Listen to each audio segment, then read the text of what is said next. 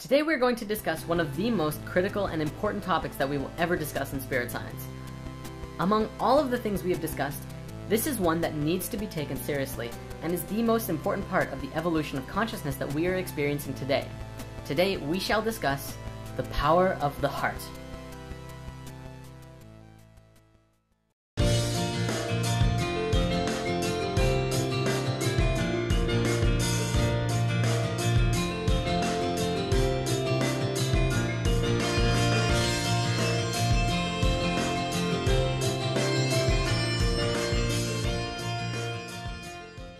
Let's just dive right into this. What does the heart have to do with anything? Well, it's pretty much everything. When you're first incarnating at a microscopic level, the physical body starts out as a cell, or as we call it in the geometry world, a sphere. Then, you begin to multiply inwards to understand how your own spherical geometry works. Once your sphereness understands itself inwards, it can begin to expand outwards.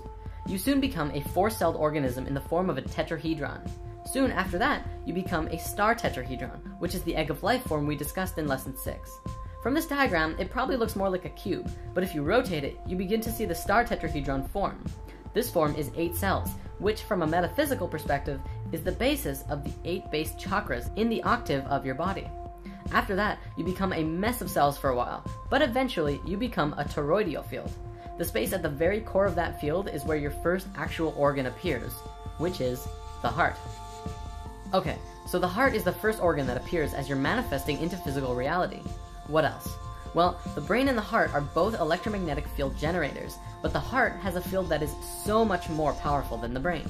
In fact, the heart is 100 times electrically stronger and up to 5,000 times stronger magnetically than the brain.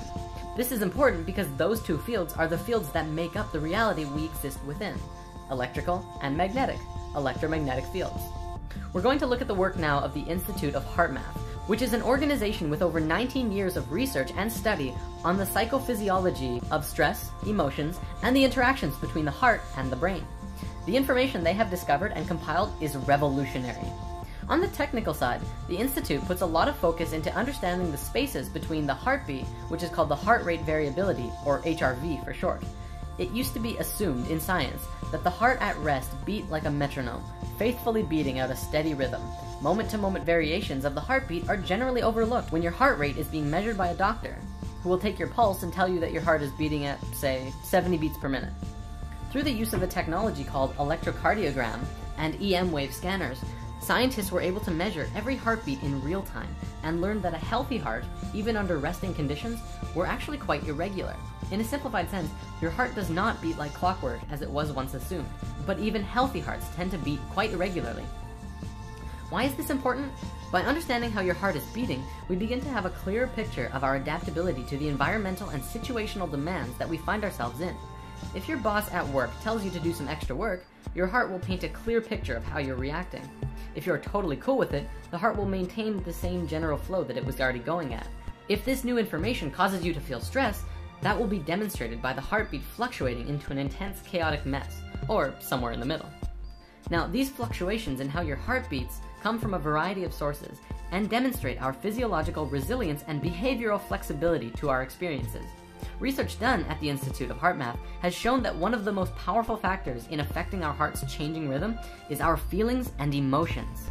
When our varying heart rate is plotted over time, the overall shape of the waveform is called our heart rhythm pattern. HeartMath has demonstrated that the emotions we experience directly affect our heart rhythm pattern, and this in turn shows us how our body is functioning. In general, emotions like stress, anger, frustration, and anxiety cause the heart rhythm pattern to become very chaotic, like so. This waveform looks like a series of uneven, jagged peaks. Physiologically, this shows us that the heart is not in harmony with itself. This can be likened to driving a car with one foot on the accelerator and the other foot on the brake at the same time, possibly while trying to go from first gear to fourth and then back. This creates an incredibly jerky ride, burns more gasoline, and isn't great for the car altogether. Likewise, when your heart is functioning from a place of stress and anxiety, it causes our bodies to operate insufficiently, deplete our energies, and produce extra wear and tear on the whole system. This is especially true if stress and negative emotions are prolonged or experienced often. What about positive emotions? Well, there is a massive visible contrast. positive emotions send a very different signal throughout our body. When we experience uplifting emotions like love, appreciation, joy, and care, our heart rhythm pattern becomes a highly ordered, smooth, and harmonious wave. We begin to match the waveforms that are seen in the color spectrum, or perhaps we could liken it to music. This is one aspect of what it means to be more harmonious with nature, and since nature flows through sacred geometry, we are also becoming more aligned consciously with ourselves and the universe around us. It is no wonder that positive emotions feel so good. They actually help our body system become more harmonious and synchronize and work better. The Institute of HeartMath has shown that generating sustained positive emotions facilitates a body-wide shift to a specific, scientifically measurable state called psychophysiological coherence. Let's break this down. Psycho comes from psychological, which means mental and emotions, and physiological means body. Coherence is systematic or logical connection or harmony. Altogether, it means a harmony of both body, mind, and emotional functions. If you're familiar with the four elements, you know that earth is the physical, so body, air is mental, mind, water is emotions, and fire is spirit. HeartMath has scientifically shown now that positive and healthy emotions bring 3 of those elements into coherence, and although they don't look at the spiritual aspect, I don't doubt that the fire element also comes into harmony. In an experiment done at the Institute, they hooked up scanners to an individual who was subjected to very chaotic emotions. For 300 seconds, they measured the respiration, heart rate variability, and blood pressure rhythm. After this time, the individual on the scanners did a technique on himself which they have dubbed the HeartMath Quick Coherence Technique, which activated a feeling of love and appreciation. Instantly, all 3 of the rhythms came into entrainment and harmony with each other, and stayed in harmony for the remainder of the experiment. One important note to stress is that cohesion is not relaxation. The process of relaxation is a low energy state in which the individual rests both body and mind, typically disengaging from cognitive and emotional processes. In contrast, coherence is experienced as a calm and balanced, yet energized and responsive state of being that is optimal for mental acuity, focus, problem solving, and decision making, as well as the physical activity and coordination. So coherence is the natural state you want to be in all the time. Unless you're relaxing. That's good too. So how does one get into this state of cohesion? Breathing. Your breath is intimately connected to your heart rate and your heart in general. And if you ever find yourself in a very chaotic mental state, take a few seconds to step back of what's causing the chaos and focus on your breath. Take long and deep breaths. The Institute of HeartMath doesn't put too much focus into particular breathing techniques, but they put an emphasis on using your breath as well as positive and loving emotions to bring you back into a state of cohesion. They say that it's not super necessary to put focus on your breath all the time, but it is very helpful to bring yourself out of chaos and back into alignment. From a spiritual perspective, and if you're working towards that, breath is very important. However, breath is another huge topic, and I personally recommend focusing on your breath during meditations. Focusing on breathing and your heart is a beautiful way to move into a silent space during meditation and deeper into yourself, all while sustaining the same healthy emotions. Now, throughout ancient history, across many, many religions and belief systems, the heart was always considered a center of the being, the source of spiritual wisdom and insight, thought, emotion, and connection to the divine. The ancient Egyptians believed that all thought and life was done from the heart, which is why they threw away the brain after the pharaoh died, but they left the heart in the body. They felt that the being would need it in the next life, so they left it there, but the brain was useless. Western scientific thought places the heart as just a pump. However, in the last several decades, science has begun to go full circle in realizing and understanding what these ancient civilizations knew and taught. In the field of neurocardiology, scientists have discovered that the heart possesses its own intrinsic nervous system, a network of brain cells with over 40,000 neurons. This gives the heart the ability to independently sense and process information, and make decisions, even demonstrate a type of learning and memory. In a simplified sense, you can think with your heart. The heart is truly an intelligent system.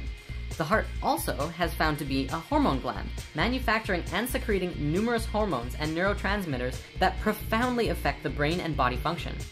Among these hormones is one called oxytocin, well known as the love or bonding hormone, bringing things together. Science is also beginning to understand that the electromagnetic field around the heart has a powerful effect on not just the human body, but others around you as well. Research has also shown that the heart is the key component of the emotional system. Science now understands that the heart not only responds to emotions, but the signals it sends out dramatically affects the quality of the emotional experience from moment to moment, and also that our heart plays a key role in accessing our intuition.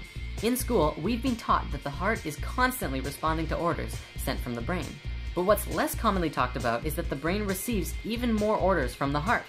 We've been doing it backwards. Moreover, these signals have a significant effect on brain function, influencing emotional processes as well as higher cognitive faculties such as attention, perception, memory, and problem solving. Guide yourself from your heart, not from your brain. When you allow your negative emotions to get to you, you disconnect from your ability to think clearly, remember things, learn lessons, reason, and make effective decisions, which explains why often we act impulsively and unwisely under stress. The heart's signal has a profound effect on the brain during positive and negative emotions. Live in your heart, for the heart is the center of unity consciousness, where the brain is the center of duality consciousness. You can see that right in how they're made. The brain has the two hemispheres. The heart is a place of unity. Since we fell in consciousness, we moved from heart consciousness and into our brains, and all decisions were made from the brain. In doing so, we became polarized and lost our connections to the universal consciousness called unity. This shift in consciousness we are experiencing now is a movement from the brain and back into the heart, where we will once again know and understand the universe and unconditional love for everyone and all things, regardless of who they are or what damage they've done to themselves or others. And this is why the heart is so important right now. Live in your heart. It is the gateway to the divine. Purposeful moons in Capricorn, soaring in cold, our hearts adore. Just how much more can we endure? Wondering what our lives are for. Where will you go? What are your plans? When facing hardships, will you stand? Civilization, social orders, bound